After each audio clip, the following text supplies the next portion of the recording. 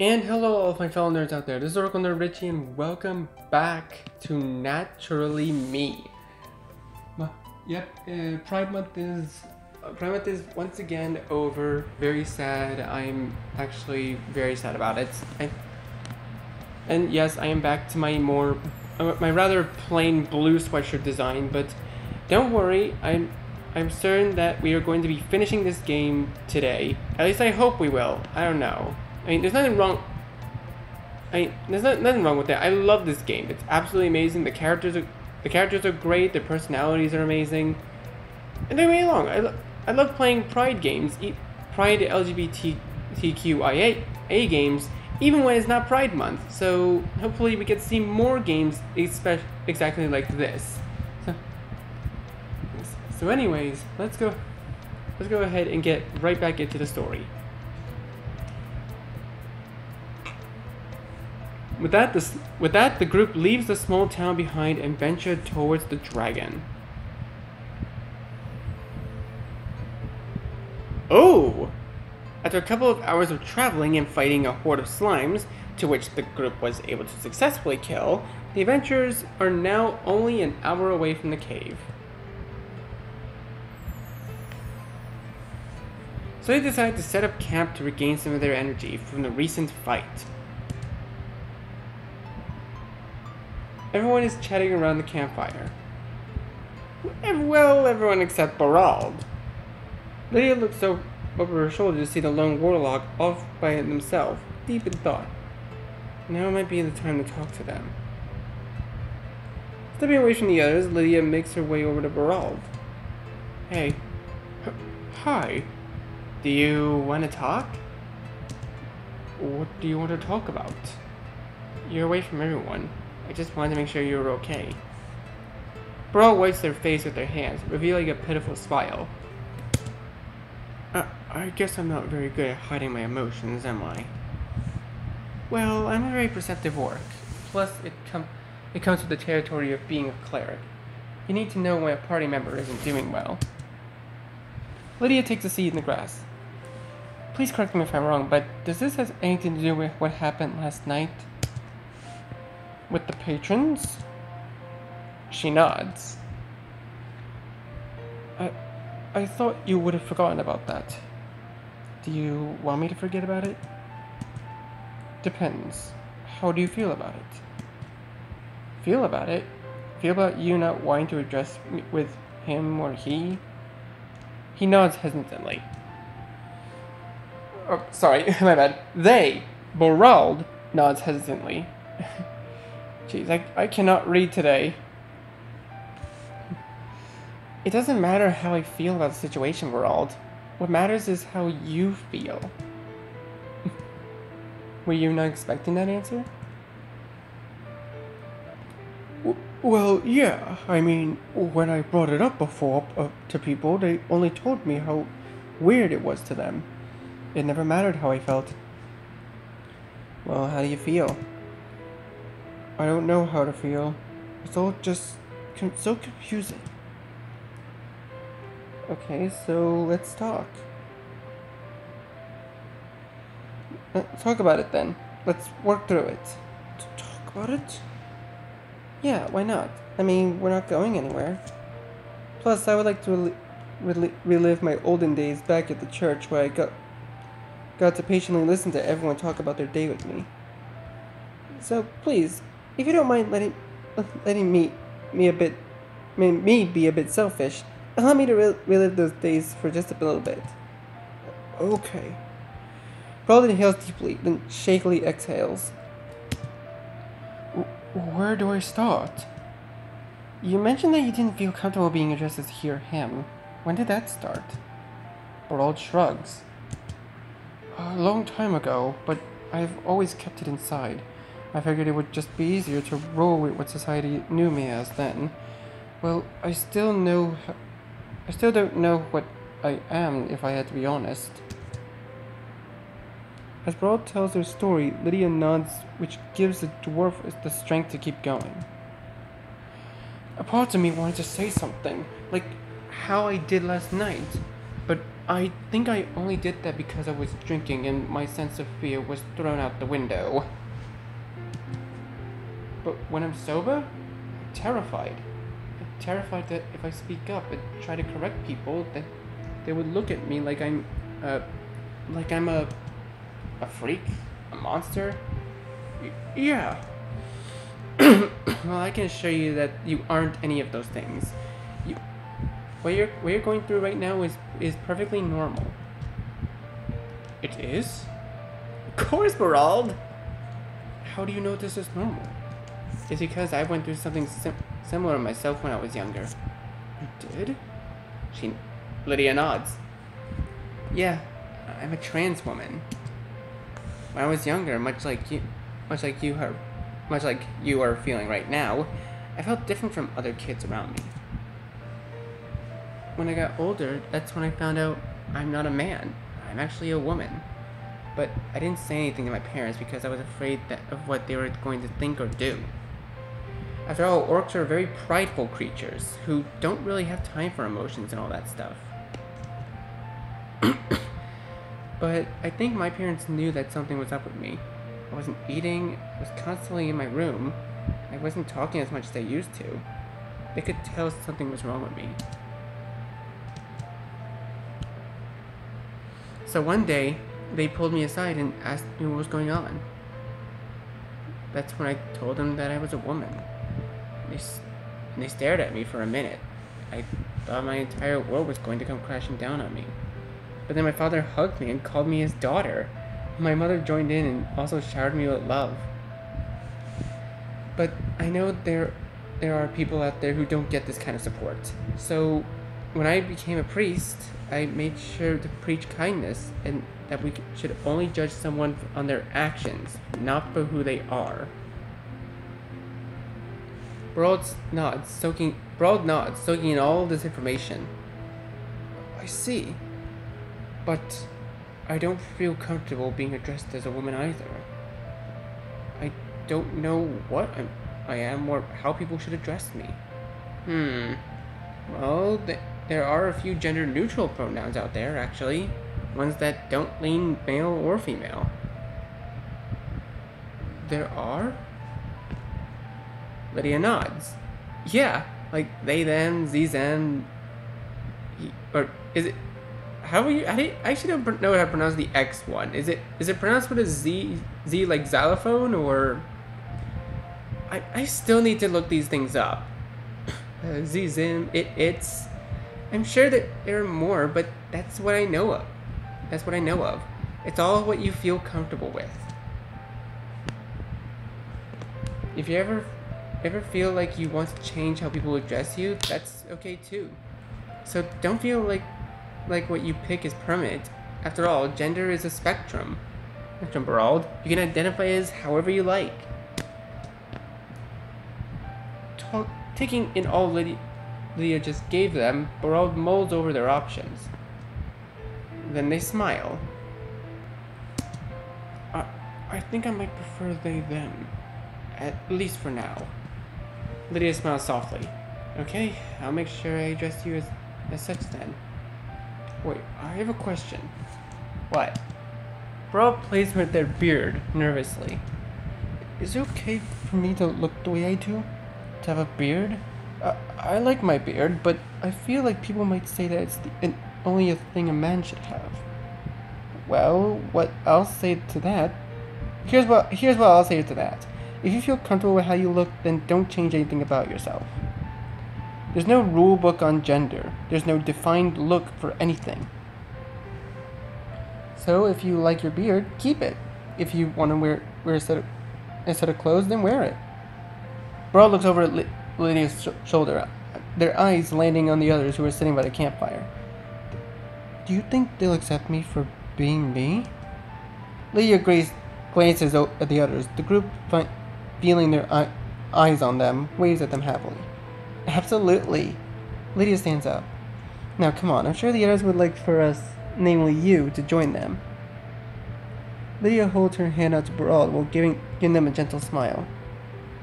Barald raises their hand hesitantly, giving the group sitting by the campfire one last glance. They remember when they sat by the campfire with their friends. That was before they all disappeared from their life. But if this group were able to accept each other for who they were, maybe, just maybe, they could accept Berald for who they were. Berald grabs Lydia's hand. She pulls them up, and the two walk over to join the rest of the group by the campfire.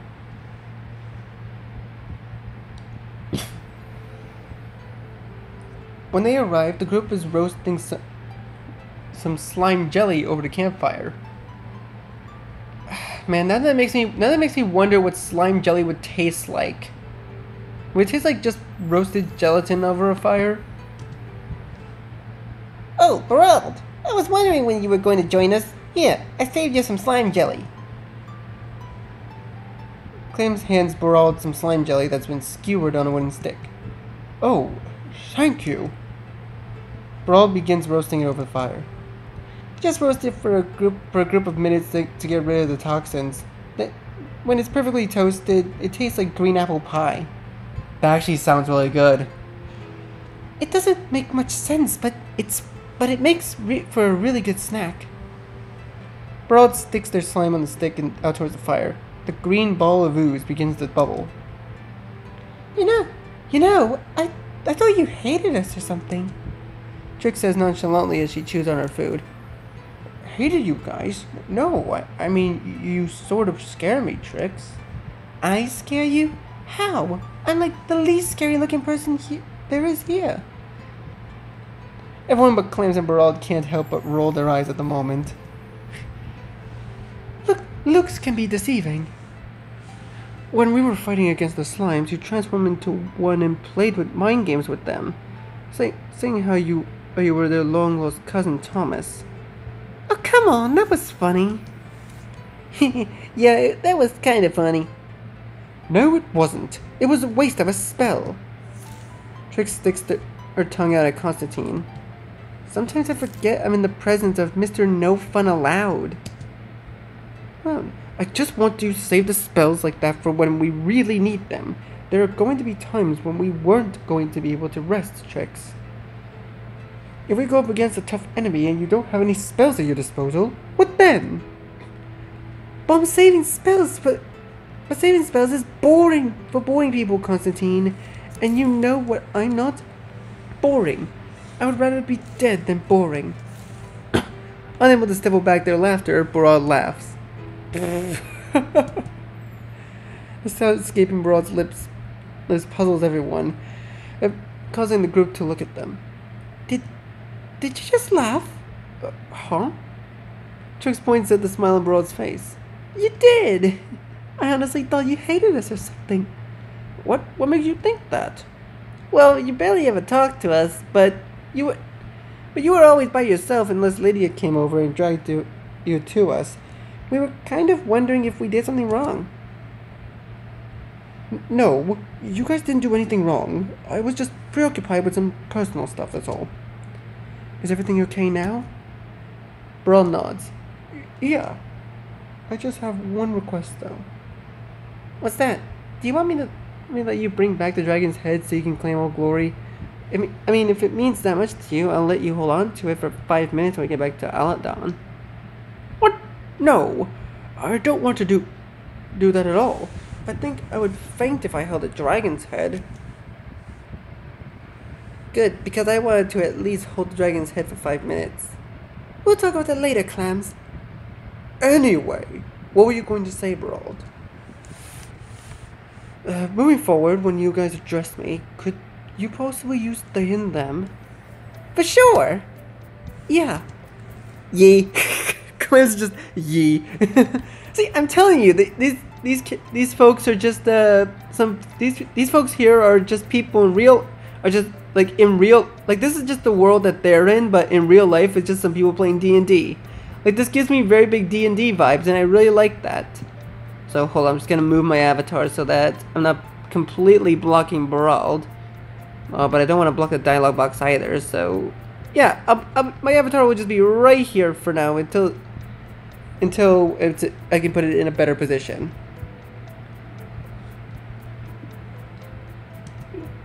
Of course.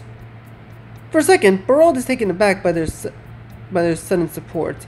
They didn't need to convince them, but they didn't ask any questions. They were just all for it. Barald's eyes glisten, and their vision becomes blurry with tears. Hey, your slime is burning, Barald. Get it off the fire, or else it's going to taste like burnt green apple pie. Helia warns with her deadpan tone. Thanks, you guys. But Barald wasn't thanking their friends for warning them that their green slime was burning. No, their gratitude was for something else entirely.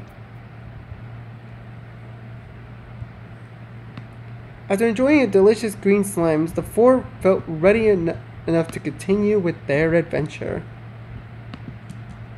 Thankfully, for the rest of the way, the group didn't encounter any enemies, so they were able to get to the cave in no time.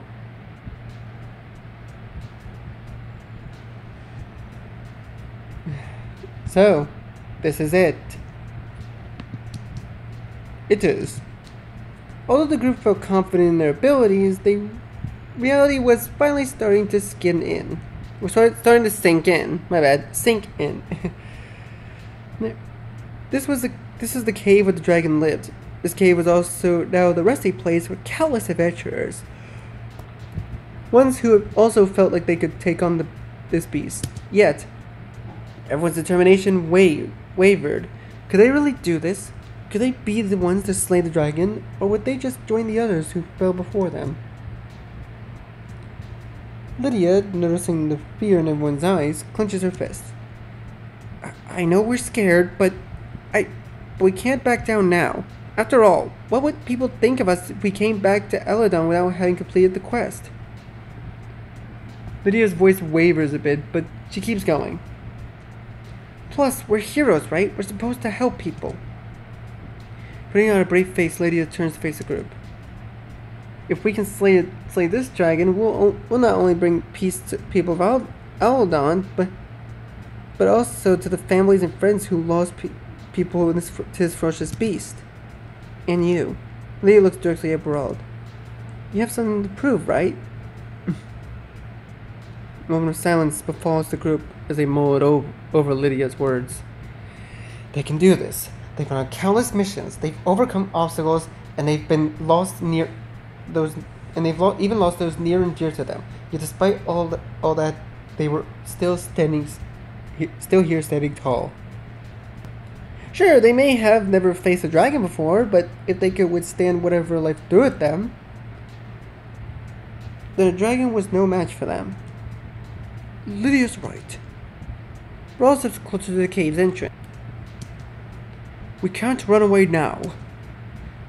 So let's show this dragon what we're made of. It's the first time since they joined the group. Barald's voice sounds confident. They aren't slouching or looking down at the ground. They're staring at the group with fire in their eyes. Yeah, you two are right. With our brains and strength, we got this. Well, I don't know if we have much brains, but we can definitely kick that dragon's ass. With newfound energy, the group marches inside with their hands clenching tightly into their weapons, ready to fight. Ooh. This looks really cool. The cave's cold and damp. The only sounds are footsteps echoing throughout the cave and crackling of a fireball that Trix conjured up. It's a small and tight area. It's no wonder so many people died here. If that dragon just breathes even the tiniest bit of fire, you're a goner. Speaking of dead people, Trix points to various skeletal remains that are spread around the cave. Those poor people. May eternal rest be granted unto them, and that the perpetual light guides them to heaven. Lydia puts her hands together and closes her eyes, quickly finishing up a prayer before continuing forward. Jeez, how deep does this cave go? No clue, but be prepared for anything, guys. We don't know when this dragon will attack us. Who dares enter my home? A deep voice of power causes the entire cave to shake, and tiny pieces of rock fall from the ceiling. Thankfully, the cave doesn't collapse or cave in on them. Get it? Cave in? Okay. Where are you? Show yourself! Ooh! Ooh! Okay, that is an intimidating design. That is a really cool design. Emerging from the darkness is a teal-colored dragon who is glaring daggers at the group with bright yellow eyes. Who are you people? And why are you here? What does it look like? We've come to defeat you. Defeat me? Look around, you fools. Many have tried, and they've all failed. Why? Why did you kill innocent people? Innocent? They tried to kill me. Wouldn't you do the same if strangers came into your home and threatened to take your life? What? Oh, it's true, dwarf. Haven't you asked yourself why you were sent here? Now that question is posed to them, no, the group never thought about why they were sent here to kill a dragon. Aside from the fact that it posed a danger to Aladon, but then again, it never directly attacked the city. As far as the group knew, the dragon was never sighted outside this cave, which meant it never set foot out of here. If the dragon killed anyone outside the cave, there would be skeletons everywhere, but the only remains that the group found are the ones inside this cave, meaning that all its victims came here to bother it. Those people had families. There are children who grew up without a mother or father because of you. I see. It seems like you won't understand. You lot will never understand what it's like to be in my shoes. The dragon raises a claw, getting ready to strike. You will all die here just like the rest. Everyone get ready! Dragon's claw strikes at everyone. Most of the party managed to dodge the attack except for Constantine. The dragon's razor-sharp claws make contact with Constantine's leg, dealing damage. The bugbear stumbles forward. He looks down and sees a giant gash in his right leg, with crimson liquid seeping out of it. Constantine, are you okay? I'll be fine, Trix. But the wound isn't anything to scoff at. Next time, it'll be your head. Constantine sucks his teeth. Helia, do you have anything that might work on this guy? I've always wanted to try always have something on my sleeve, but we need to heal Constantine. He can't move in this condition. Don't worry about me, Helia. It's more important for us to attack the dragon and weaken it. I can always heal on my turn. My turn. Helia, you need to help set up the group. But Constantine... See, I'm telling you, this feels like D&D. No, he's right, Helia. You should focus on weakening the admittedly cool-looking dragon, so the rest of us can attack it and deal as much damage as possible. Constantine can heal with a potion later. If we heal him now, it would just be a waste. Okay. The bard takes out her mandolin and strums a few strings. You say that you'll cut my dear friend's head off, dragon? Let's think again. Helia plays a steady melody that casts slow on the dragon. The dragon feels sluggish thanks to the spell. What did you do to me, stupid fairy? Wouldn't you like to know? Alrighty, my turn. Take this, you dumb dragon. Putting her hands together, Trix conjures up a fireball. Wizard time, motherfuckers. Wait, why a fireball? Why a fireball? Remember when Clam said before that dragons are completely resistant to fire? Well, I want to redeem myself for when I nearly killed the princess. Trix launches the fireball at the dragon. And while it's true the dragon can take damage from fire spells, dragons are strong against them, meaning that they won't take full damage from elemental spells, as they would if they weren't. So the fireball does very little damage to the dragon. Oh well, that sucks. No worries, Trix. I gotcha. Clams uses the spell Shadow Sword, forming a sword that made up of shadow in her hands. Wait, hold up.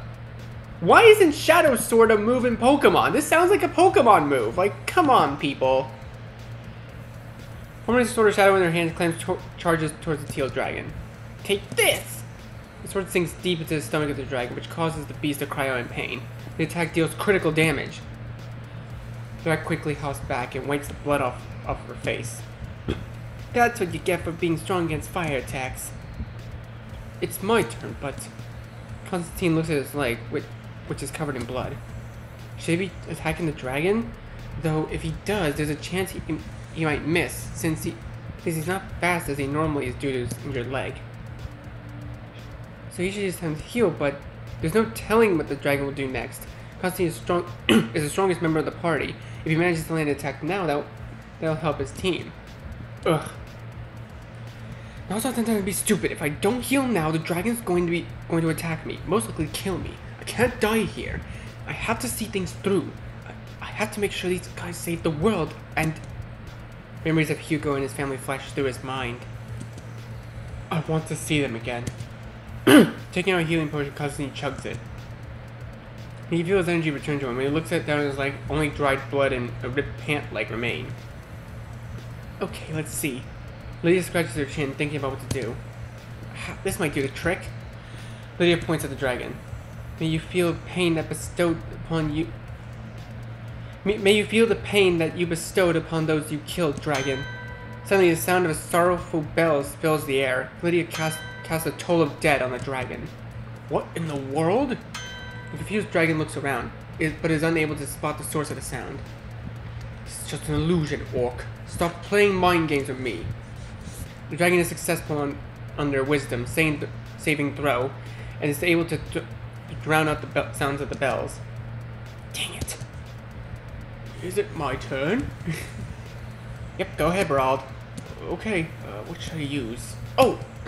Sword burst! A circle of spectral blades sweeps around Barald. The dragon is pushed back by the sheer power of the blades. It takes some force damage. Nice job, Barald! Dor smiles at Lydia's compliment. Ooh! Now this is a powerful group. The group continues to fight the dragon, and although they miss some of their attacks, our heroes are able to get the dragon to its last bit of health. However, both sides are worn out. Breathing heavily, Trix lets out a chuckle. Have you had enough?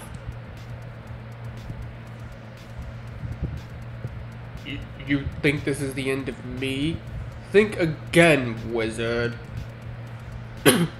Craning its neck back, the dragon is preparing a devastating attack. Wait, what's it doing? Smoke begins to come out of the dragon's nostrils. That's when everyone realizes what the dragon is planning to do next. He's going to... No way! There's no cover anywhere! Everyone brace yourselves! Wait! Lady runs over to Barald. What are you doing? I'm going to cast protection from energy on you and make you resistant to fire. That way you won't take as much damage from the move. Why not cast it on yourself or the others? Why me? Because if you get hit, you're going to die. The rest of us will... We'll just take the dang spell, Barald. I can't put it on an unwilling target. But there's more smoke coming out from his nostrils. Lydia grabs Barald's tiny hands with hers, nearly engulfing them. Her hands are shaking, although Barald isn't sure that's because of how scared or desperate she is right now. There's no time for debate, Barald. Please. Okay. Thank you. Now, a magic orange glow emits from Lydia's hands and transfers itself to Barald's entire body. They feel warm? Just as quickly as the spell is finished being cast, the dragon casts fire. The cave quickly rises in temperature as the spell engulfs everyone in its path. You got this, Barald. When the fire engulfs them all, dealing critical damage to everyone except Barald, who only sustains minor damage. Thanks to Lydia casting protection from energy onto them. If she didn't, they would have died. All of them but Barald fall to the ground. They're struggling to breathe.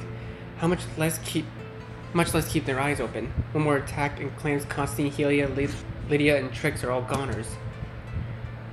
It's up to Barald, the nervous dwarf warlock, to finish the job. You lot are stubborn. I'll give you that. The dragon's weak. After taking quite a beating from the group, it used up the last of its remaining energy on that fire spell, hoping that would wipe them all out. However, it didn't account for Barald to still be standing. Everyone. Barald looks down at their fallen comrades. They're all too weak to stand up. It's up to you now, Barald. Lydia's voice is hoarse. It's like all the life has been drained out from her. It's so much different from her lively voice from earlier that day. The one that helped give Barald the confidence they needed to come out to the group. Seeing Lydia like this breaks Barald's heart to a million pieces. You need to finish the job.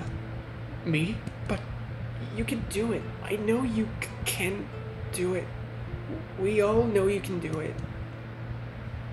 Everyone looks at Barald with confidence, agreeing with Lydia's sentiment. Barald steps towards the weakened dragon, staring at its bright yellow eyes. The words it said earlier repeat in Barald's head. They tried to kill me. Wouldn't you do the same if strangers came to your home and threatened to take your life? As Barald stared into the creature's eyes, just for a brief second, the dragon's defenses fell. They saw someone who was hurting, someone who was alone. But Barald turned back to look at their friends. Seeing their friends laying on the ground at the brink of death, anger swelled inside Barald. There was no forgiving this dragon after that, right? Kill or pet the dragon? Are you kidding me? It's time to make a choice, Barald. What will you do? Pet the dragon, kill the dragon? Oh, there's two endings. Shoot, what do we do? Like, do we attack or do we spare? Oh, this feels like Undertale all over again.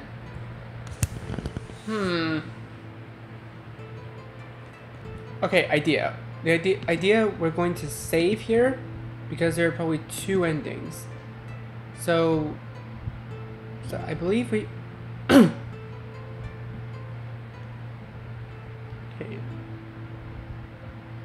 Okay, so let's see.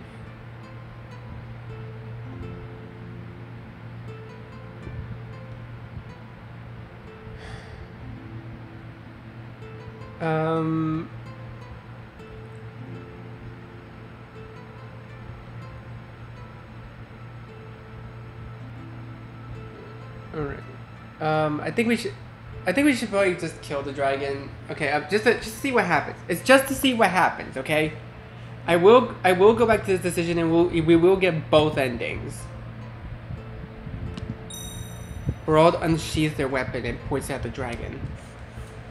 All you adventurers are the same. You're just a bunch of cowards with swords and spells who will kill whatever creature or person you're tasked with killing without a second thought. You made your decision. Now kill me, adventurer. But just know that you killed me without knowing my story. That the only reason you murdered me was because other people said I was something to be scared of. I'm sorry. Unable to withstand the sight of it, Barald closes their eyes and stabs a dagger directly into the dragon's neck. I could hear and feel the blood gushing out. In a matter of seconds, the dragon's body comes crashing down to the cave floor. The sound reverberates throughout the cave. Holy crap, that's a lot of blood. Who would have thought dragons had that much blood? They're dragons, they're gigantic creatures that are the size of kingdoms. What made you think they didn't have a lot of blood? Jeez, I haven't seen this much blood since the war. Eventually, Barald opens their eyes to see a dragon laying in their own pool of their own blood. Their own pool of blood. And their teammates around them. You did it, Barald! You killed the dragon! Yeah. You don't sound too thrilled about it. I'm thinking about what the dragon said earlier. That's all. Even if it tried to kill us, maybe it was well in its right to. Still, if you didn't kill it, we would have all died, Barald. Exactly. You made the right call, Barald. Plus, with that dragon dead, that means we completed the mission. That's right. So, we should heal up and get back to Aladon. Trix raises her index fingers, stopping Constantine dead in his tracks. Before we leave... Uh-oh, what is it, Trix? We can't go back to Aladon yet. We need the dragon's head. I promised I was going to bring back its head, remember? Barald's eyes widen like saucers, and can't believe what they just heard. You promised what now? Yeah, sorry, I forgot to tell you that part. Totally slipped my mind. That's a pretty big detail to forget. Big, just like the dragon's head. Yeah, this dragon's head is pretty big. How are we gonna carry it back? The two look at Lydia and Constantine. Why are you looking at me and Constantine? You two are the strongest, therefore you two are the best people to carry a dragon's head. No way, absolutely not. But if we don't, then how are we going to prove we killed it? I doubt the guildmaster is going to take our word for it. Plus, I told the people at the tavern that I was going to bring back its head. I can't maybe go back on my word, especially with drunk people. No. But Constantine, please? Constantine can feel his resolve begin to water. Please, Constantine. The voices are too cute to say no to. Fine. That didn't take much convincing. Fine, I'll help too. Yay, thanks guys. Yay, now I won't be murdered by drunk people. No, we don't have time to waste. Let's cut off the head and make our way back to Avalon before it gets dark. Lord, please forgive me for what I'm about to do. In a group effort, everyone helps cut off the dragon's head, which creates an even bigger mess in the cave. There's blood everywhere. And it's going to take a couple more bats for our dear heroes to get themselves clean. Their armor? Forget about it! With the dragon's head now severed, the group marches back to Aladon. And you know what happened next? What? Oh! My kick-ass friend over here, Barad, they stabbed that dragon right in the neck and psh, the ton of blood came out. Like, imagine if you were standing under a waterfall. Now imagine that waterfall was blood. That was about how much blood came out of that dragon. You're kidding. Trix smiles, raising her non-alcoholic beverages, a lucky pecker, towards the man. I am not, my dear friend. You can ask the others. Am I lying? I closed my eyes during that part, so I don't really know. Oh yeah, there was a ton of blood. Like, I'm talking gallons. Who'd ever thought a dragon would have that much blood? Can we please stop talking about blood? I just ordered some food and I don't want to lose my appetite. Yeah, can we talk about more pleasant things, please? You guys are no fun. What else am I supposed to talk about? The stupid slimes? The dumb wolves whose fur was so cheap that we couldn't even sell it? Yeah, that was a pretty low point in our adventure, I gotta admit. Soon enough, the patron leaves, and the group is left to themselves. So, what are we gonna do next, my amazing friends? I'm not sure. Maybe rest for a couple of days? I think we need it. Yeah, I am all for it. I mean, we did rake in a lot of gold, so I'm all for a little bit of a break until our next big adventure. Trix's shoulders slump. I mean, if everyone wants to take a break, then I guess we should rest for a bit. Then Trix leans forward, squinting her eyes, then points her finger at the Constantine, Lydia, and then Helia. But if there's another big monster we get to kill, we are totally doing it, and there better not be any objections. It's not like we're going to be able to say no to you, Trix. Relaxing back into her seat, Trix looks over at Barald. What about you, Barald? What are you going to do now that the dragon's dead? About that, I was hoping to stay with you guys if that was okay. I know I was distant with all of you at first, but during our short time together, I learned that you guys are all really nice people. And if I want to thrive in life, I need to be around people who will not only uplift me, but will accept me for who I am, no questions asked. Barald's cheeks turn red. So, can I join you guys' group? Everyone smiles and nods. Oh, of course you can, Barald. Really? Barald's voice is high-pitched. They sound as excited as a child who is shopping for their first weapon. Yeah, welcome to the team, Barald. Aww.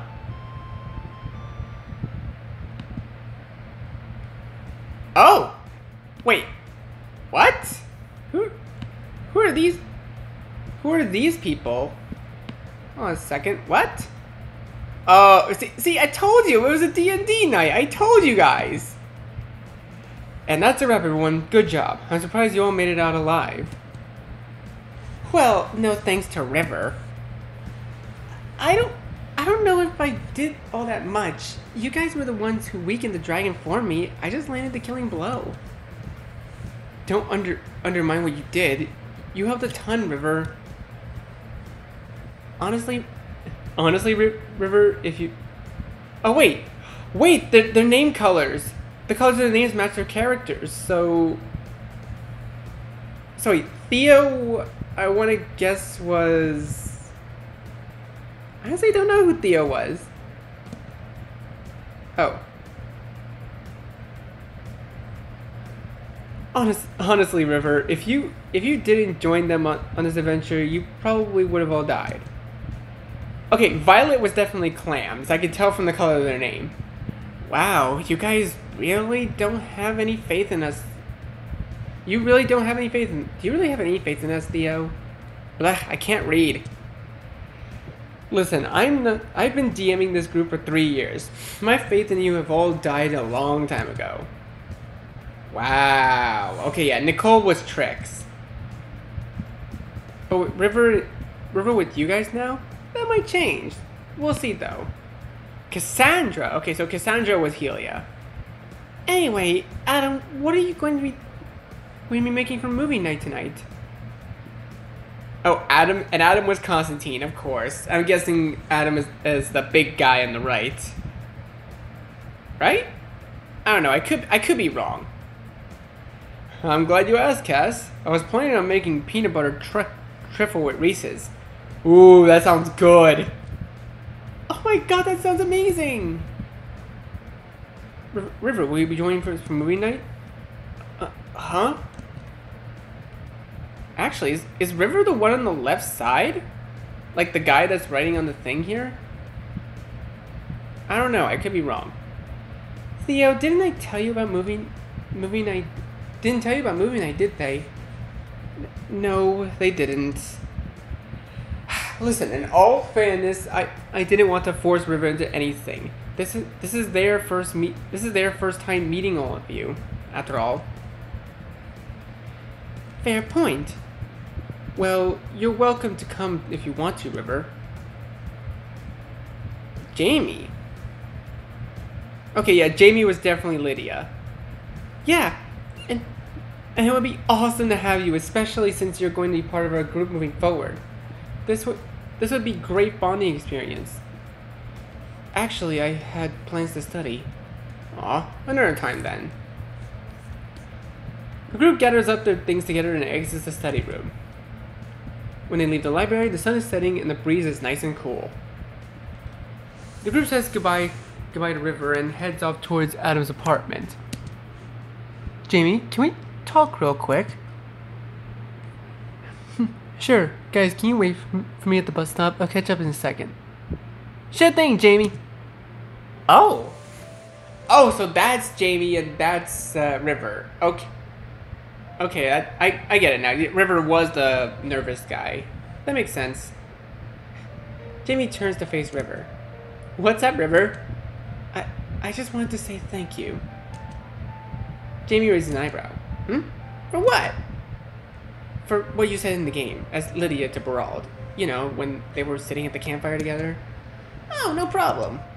It's just that I've been out as non-binary for a few months now, but it's always nice to get confirmation that my identity is cool, even in a fantasy setting. So, thanks for that. Well, I'm glad I can do that for you, River.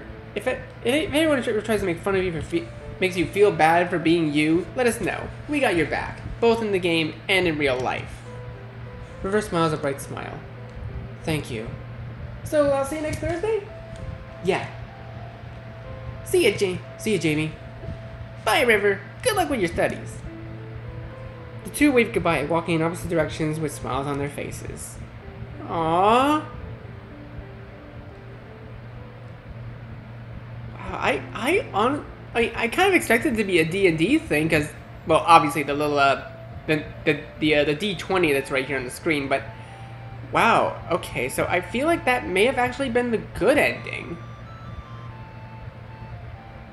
I feel like that may have actually been the real ending. Like, I know I said I was gonna go back and see what petting the dragon would do, but